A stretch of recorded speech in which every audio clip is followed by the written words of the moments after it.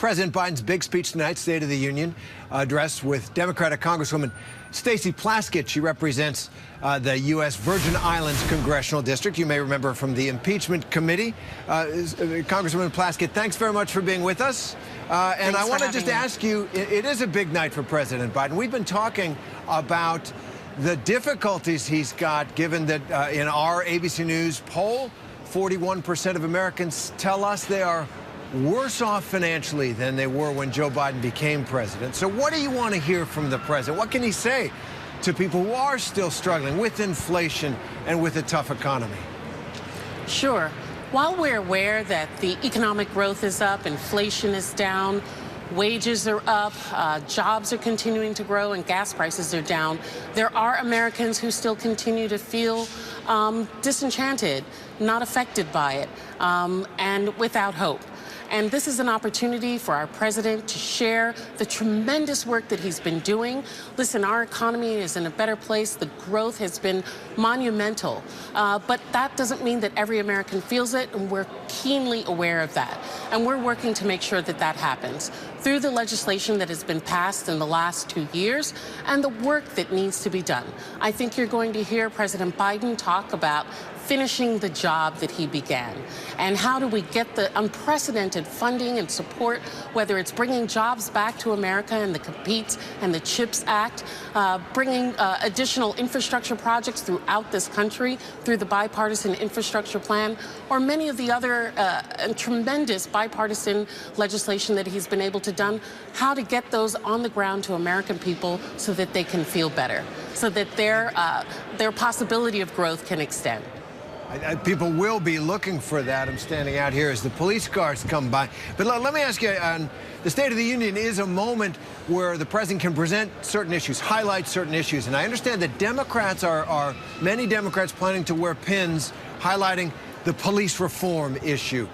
They're showing the year 1870. This I did not know. I learned this today. Lawmakers are telling us that this refers to the first known instance of a police officer in America killing an unarmed free black person in the U.S. So what changes should be made? What can be made given the political realities around this? Sure. Well, as a member of the Congressional Black Caucus, we were very pleased that the president was willing to sit down with us and talk about how do we continue to extend police reform?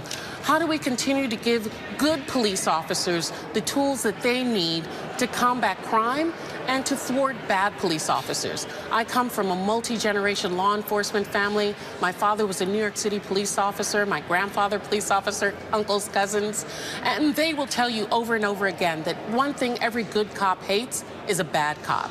And so we're going to try and push the president to talk during the State of the Union about what he can do through executive order to create national databases, to reward those police officers and those police departments that are doing the right thing, and to push in a bipartisan manner for there to be reform, systemic changes in policing in the United States. As we saw in the latest police incident with the death of a young, unarmed black man, from the immediacy of the police stopping him, they immediately reached into the car and began an aggressive assault on him for what we've learned was not any reason for probable cause for a stop of his car to begin with.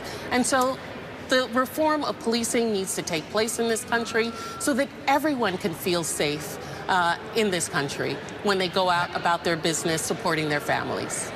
Absolutely. And polls show that there is public opinion moving in that direction. I want to ask you, Representative Plaskett, about one more thing. The House Democrats have chosen you to be the party's top member and really the leader of the counter-argument on this new committee that's been set up by Republicans in the House.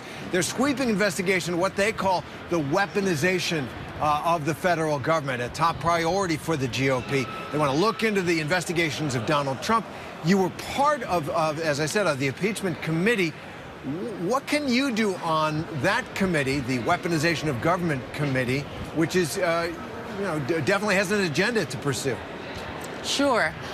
Well, first of all, Democrats are concerned with the everyday issues. As you recall, the GOP Republicans ran on inflation reduction, on increasing jobs, on doing tax reform. In the last month that they've been in office, they haven't addressed any of those issues. What they've been concerned with is oversight, probes, conspiracy theories. I intend to lead my Democratic colleagues as a truth squad to make sure that the truth is told, but also to reach out to Chair Jordan and find areas where we can agree. As we've seen, we're so grateful to the news for reporting and breaking the story on the FBI official, Durham, who was potentially involved with Russians, and as well on Bill Barr and utilizing his position as Attorney General to weaponize other areas of the Justice Department in support of Donald Trump. So where there's areas that we can work together, we're happy to do it, but we intend to continually point to the truth of the American people and try and bring back those issues that Americans are most concerned with. As you said, jobs, economic growth, supporting and safety for their families and health. All right, well, that sounds like it's going to be an interesting committee. We wish you luck on it. We're ready for it. Representative Stacey Plaskett, I'll bet you are. Thanks very much for being with us. And we should say that we did reach out to a Republican congressman who wasn't able at the last minute to join us, but we thank you very much.